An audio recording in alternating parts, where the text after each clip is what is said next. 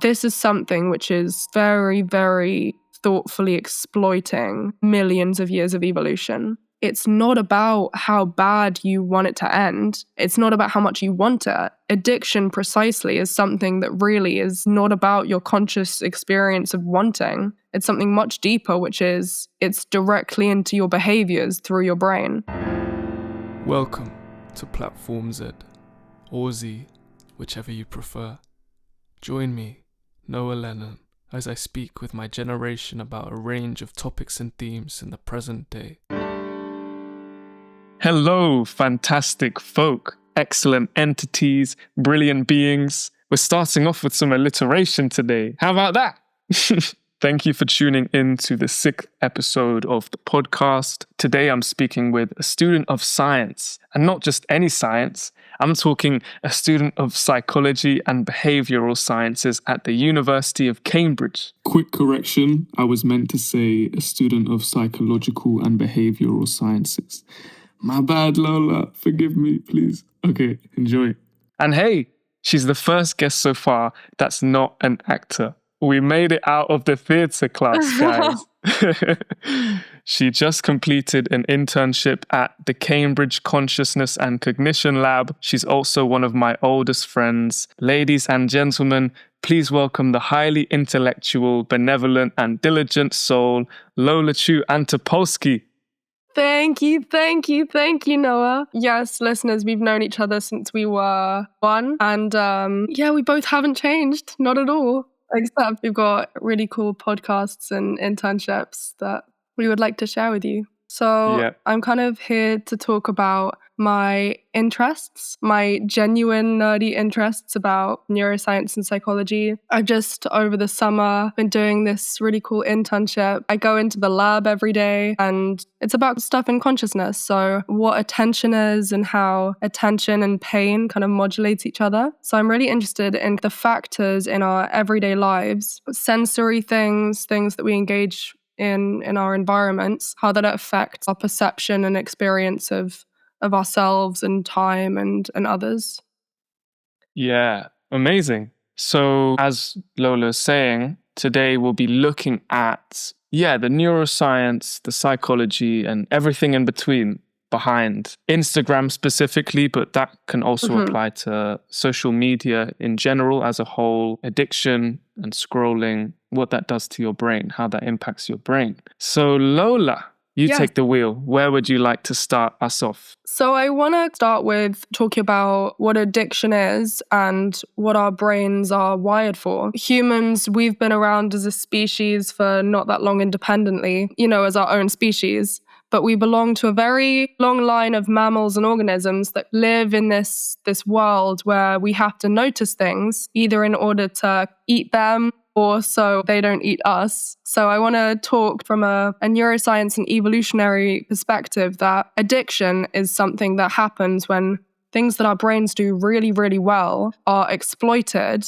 by resources that we've never had in our evolutionary past. So I want to start off by introducing what a neurotransmitter is in the brain. These are signaling molecules. You have these different circuits in your brain. The visual system, there's this whole pathway. You have the neurons, which are the brain cells, and they're wired together like a big bridge of people holding hands.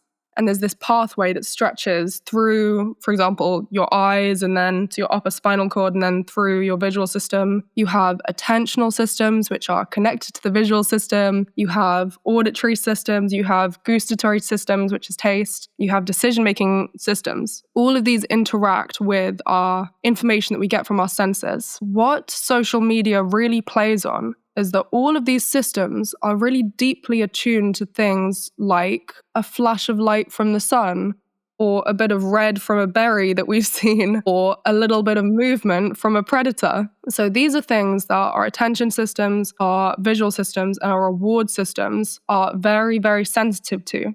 So dopamine is the primary neurotransmitter which is used in the reward pathway. So the reward pathway, the circuit is called the mesolimbic dopamine pathway. It is a line of communication between these reward centers, which will create these sensations of reward, and the stimulus, which is what would cause it. So basically, dopaminergic neurons, which are these neurons that have this dopamine, they fire, they produce it, they release it, they share it around when you receive this stimulus that then generates this conscious experience of reward. And so in the past, in our evolutionary past, what is rewarding is a ripe berry or like social stimuli are very rewarding, like somebody smiling at you. That's very rewarding because it means that you have good social bonds. That is rewarding. Instagram is engineered in a way that hacks all of these things we're so sensitive to and has it in the perfect way to keep you in perpetual engagement with the platform.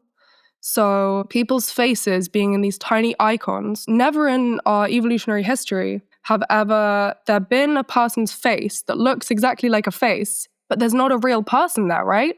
So we're really sensitive to seeing where people are. But hilariously, on Instagram and on social media, we see a face and there's not a person there. It's not a real thing. And in the same way, where there's a red heart, we're sensitive to red. It's very salient to us because as a color, it would denote either blood or something that's like ripe. It's very deliberately engineered that the things that we're sensitive to seeing and hearing, these pings, these lovely clear tones, or the little red hearts, or people's faces everywhere, are things that we're experiencing too much reward on this tiny device of these representations that aren't even real. Does that make sense to start off with? Yeah, that's amazing.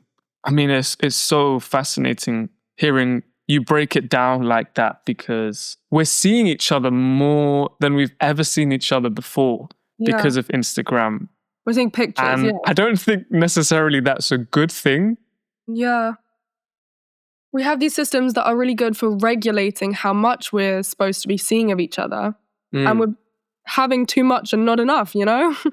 It's like we're having too much seeing the person, but we're actually not talking to them or having in-person feedback to an ancient human 300,000 years ago. Somebody gives some indication that they like you with a smile or a hug or something, it means that they'll have your back next time, or they'll share food with you, or you can share some kind of community responsibilities together. Today, you have many more indications that mean that you have social currency, and yet it means almost nothing at all. And so it's this weird paradox where, you know, things that used to mean something now are in place of them, but they're still being rushed at our nervous systems in a way that we can't tell the difference. Yeah. Wow. Back to the addiction point. What is it that makes people so engaged? Of course, you have the scrolling and you have the dopamine effect in that reward system, which you touched on. Yes. But would you like to elaborate a little more on that? I absolutely would. So there was this neuroscientist who described it as a 3-part cycle. Hello. Please note that this is in reference to George F. Koob and Nora D. Volkow's 2010 article, Neurocircuitry of Addiction, which you can find linked in the description below. Thank you. One of them is the binge phase. So that's when you experience this flood of reward, the rush of like notifications, the rush of what it means, the rush of validation that floods your nervous system. So when you receive this new stimulus, it kind of brings the circuitry to a whole new threshold, right? So like with addictive substances, cocaine, for instance, also with dopamine, it floods your receptors, and so that they become less sensitive the next time. And so what happens is the next time you need more of it.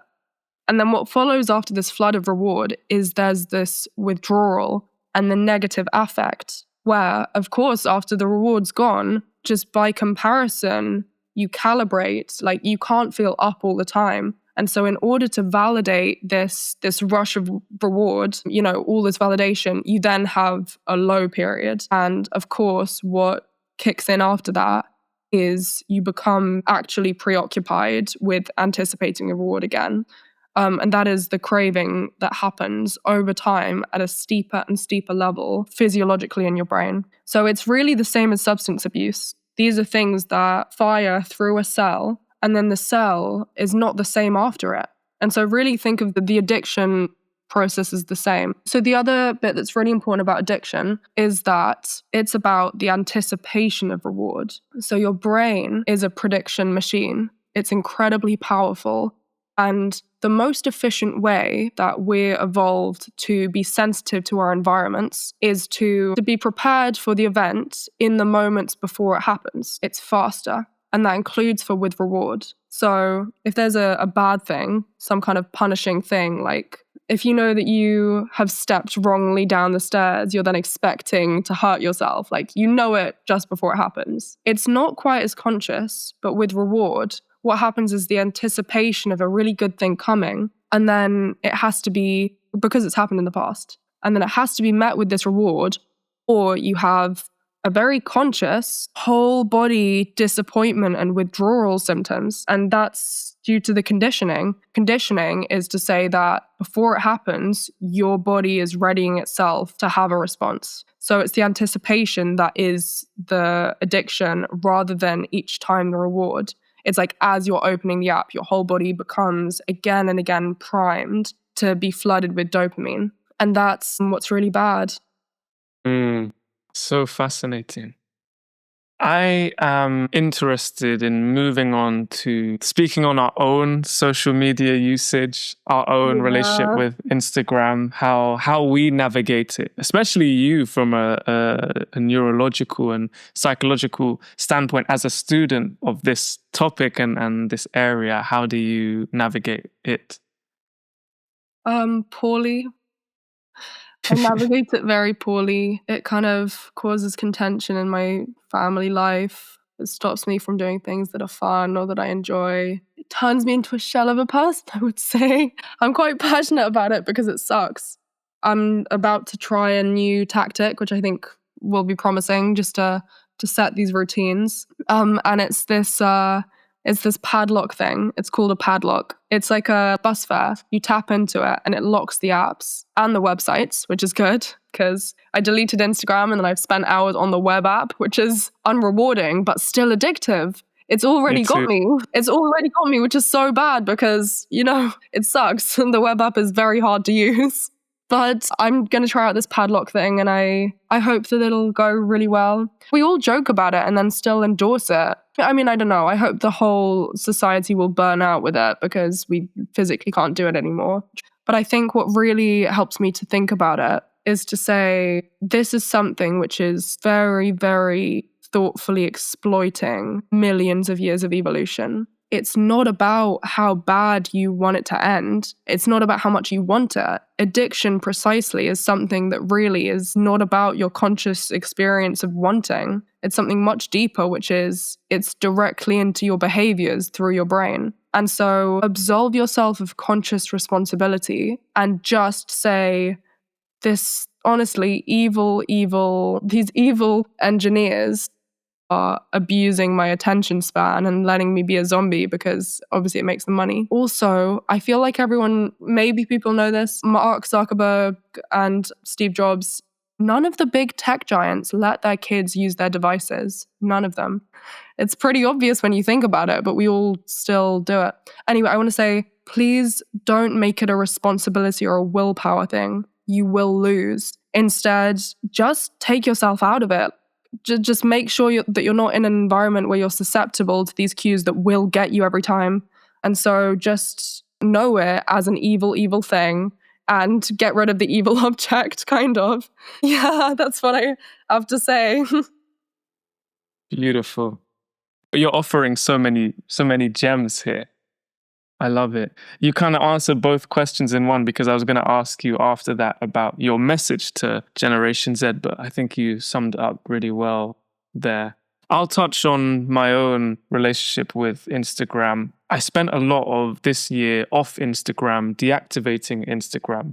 I deactivated my account, which you can do on Instagram for however long, and it just means that your account doesn't appear when people search for it. And it's still active when you log back in, but people can't find you when you're deactivated. And I did that because I was at university. I had a girlfriend at the time. I had lots going on in my life that were much more important. I had to do the laundry. I had to cook every day. I had to look after myself. I was living by myself, and Instagram was worthless at the time compared to everything else I was going through. It was a moment of realization, a catharsis where I was like, wow, this is not real life. And everything that's good in life, everything that's important in life happens away from social media. Yeah. And I think just building onto your point, social media doesn't matter. So don't let it. You're going to lose if you let social media It's not a fair fight. matter. Exactly. Yeah. One, it's not real. And two, it's not a fair fight.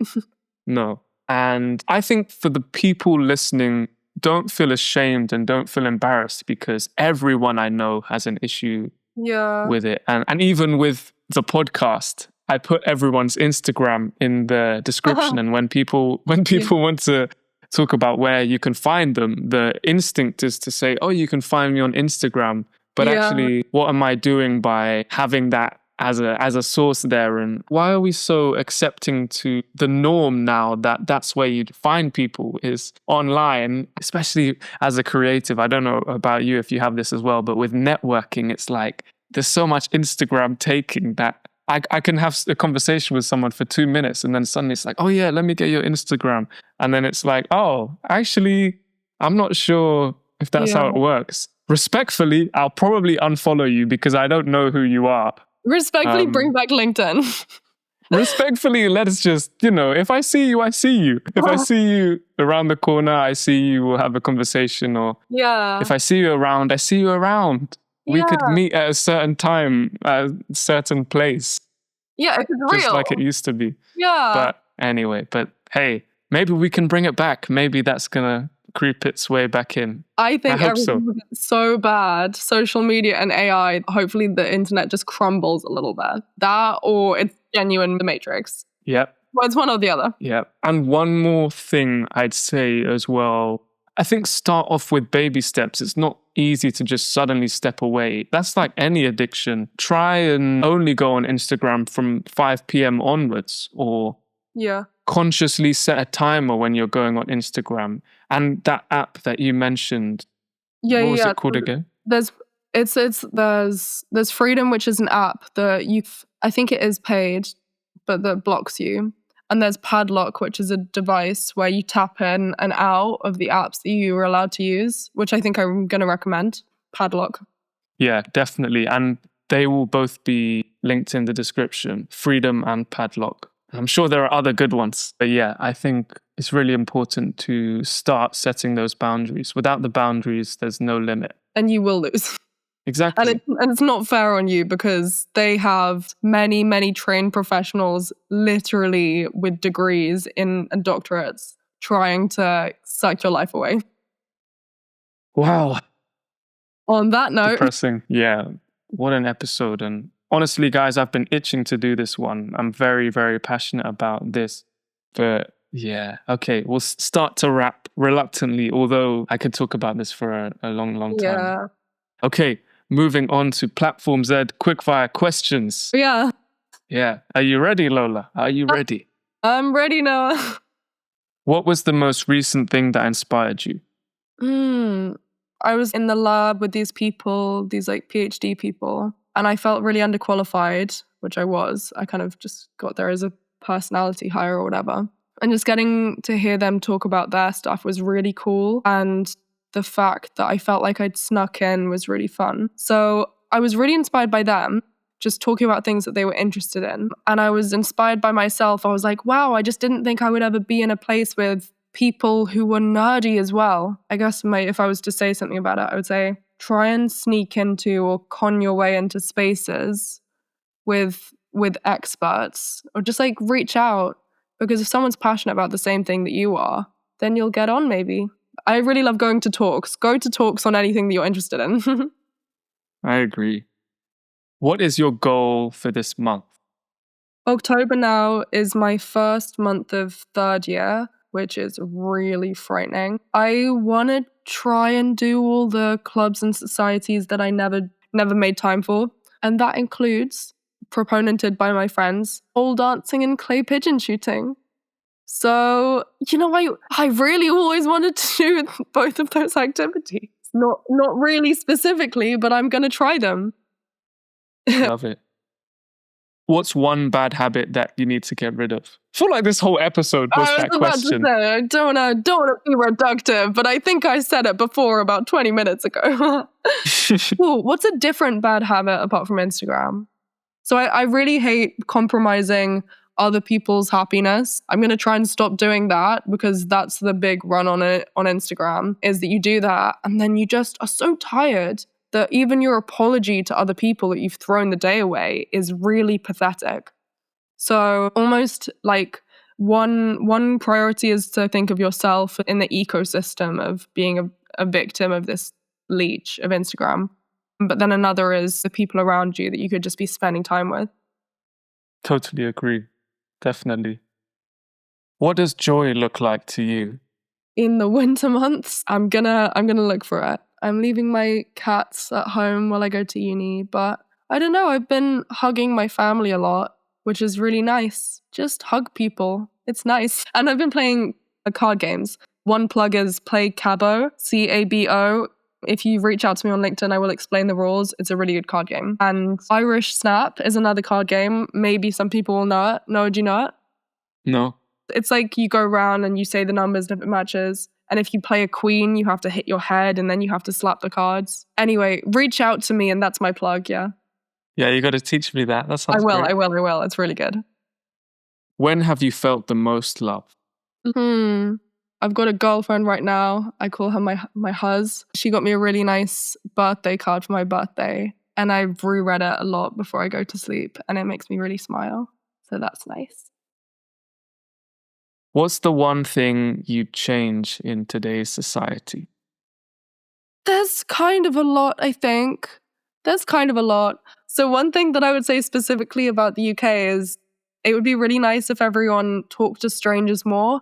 And it wasn't only like weirdos talking to strangers, because you've got to get over the crucial thing where if there's only crazy people who talk to strangers, then you think that if someone's talking to you, then they're crazy. But if everyone is just nice and struck up conversations, I think that would make the world so rich and wonderful.